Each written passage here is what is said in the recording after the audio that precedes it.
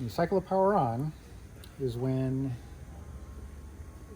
the only time the machine will not know where its home position is. So even if it appears that it's at the home position, we still need to have it go through a home sync process. So it takes a moment or two for the HMI to boot and link with the PLC. When it gets there, you hit the machine reset, and the dump wheel will do a self-homing process. So it's down that it's done, the blinking light turns off. You can see that the drive has been homed. And now you can begin your auto operation. So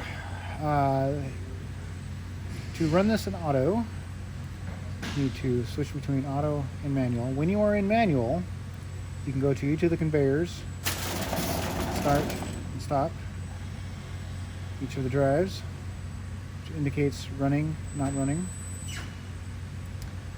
If there is a fault on the VFD, you can reset from there. If you press the emergency stop, you'll light that up. When you take care of your emergency stop, you reset. Your safety reset ready light will come on. You need to hit the safety reset button before you can operate again. If you hit the reset, if you have a fault, safety reset ready, if you try to run, it will not let you run until you hit the safety reset, then you can run. Same there. Between IQF and fresh are your two speeds. Fresh would be a slower mode, IQF is a faster mode. Those speeds are set on your dump wheel screen when you get to the configuration, which we'll get to in a moment. External data link is an interlock with downstream equipment, so that if right now we are disabled, which means the product conveyor will run continuously. If that is enabled, then our product conveyor will start and stop depending on if we have the external ready, the external signal coming in, which is connected to our wires here to a dry contact on the downstream equipment. Our dump cycles daily resets automatically each day. The lug entry is the signal that tells the dump wheel to start a dump cycle when you're in auto. The dump wheel home will turn on when we're in the home position. Lug discharge gives you a signal when a lug is detected in the lug exit lane, which is this exit conveyor. Product level high works with the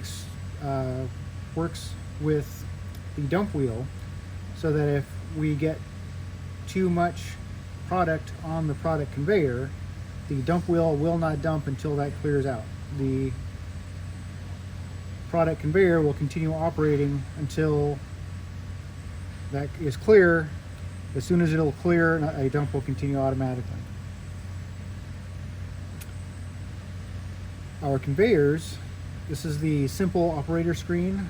When we log in to configuration, user will be super. If you press that, if it's not there, you can hit super. The password is 1234. Log in. Now you'll have access to all the configuration screens for each conveyor. It will automatically log you in. It will log you out automatically after 2 minutes, or you can log out with the log in, log out button there and just log out. Then we'd have to log in again with our password. Now back to the conveyors with our configuration screens. The operation, we have acceleration, deceleration. These shouldn't necessarily need to be changed. We have a factory setting. If you change these and the machine is not working correctly, you can go back to factory reset on any one of these conveyors by holding down the factory reset button for 5 seconds. Again, we have the VFD reset. If the VFD faults, you can reset the fault here, and that'll show up as a drive fault. They also have overloads, which will give you that error here if you get a short circuit on the motor. The exit conveyor has similar settings. It's motor set speed.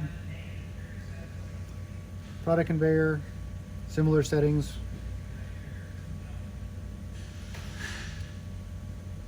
The dump wheel can be manually jogged from here. If you go up and down, it will move away from the home position.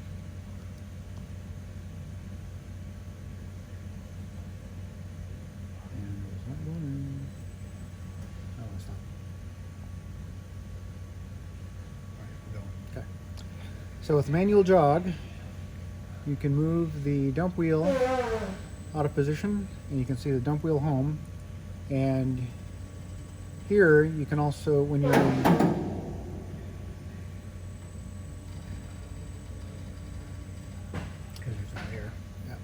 this will also can do a manual cycle, which will cycle the dump wheel one time at the configured speed.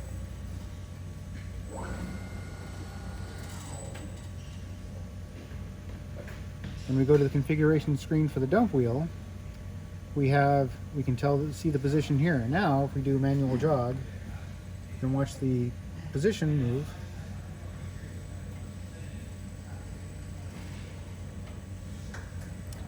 And once you are at your position for your top, where you want your lugs to be ejected, your lugs to drop, then you set your top position here. You hold this for 5 seconds until your top position equals your current position. That's when you know you have it set. This is where your fresh and IQF speeds, slow and fast. Your return speed shouldn't go any more than 100, otherwise it will overshoot.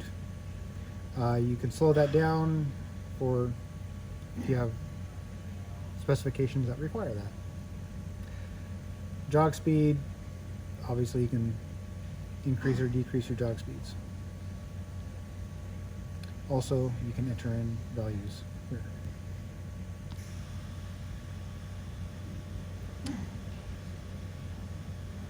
This also gives you your manual dump cycle option.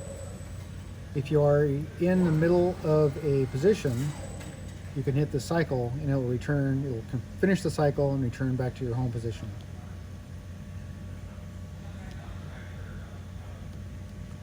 The lug clamp can be in manual mode. It will not engage automatically as it goes through a cycle. When it's an auto, it will engage at a set position. Again, we could go to, we move the dump wheel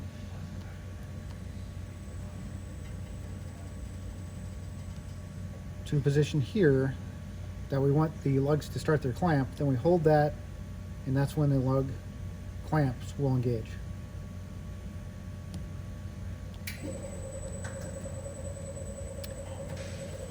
When we're in manual mode, we can release and engage the clamp solenoid. The timers, so a lug entry delay, that's how long the conveyor will continue to run after a lug is detected at the entry before the conveyor stops and a dump cycle starts. So this can be set from the keypad here. Usually a very small number, can be 0.1, 0.05, typically in that range. Right now we'll just have it set for 0. Lug bounce delay is how long you allow the lug to settle on the exit conveyor before the exit conveyor turns on and removes the lug from the dumped area.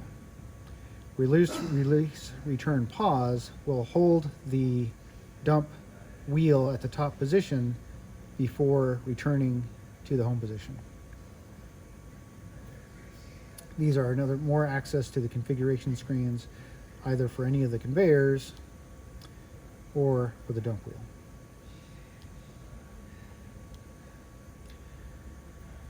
In normal operation, you will be in auto Hit start, machine starts, and as the lug goes in,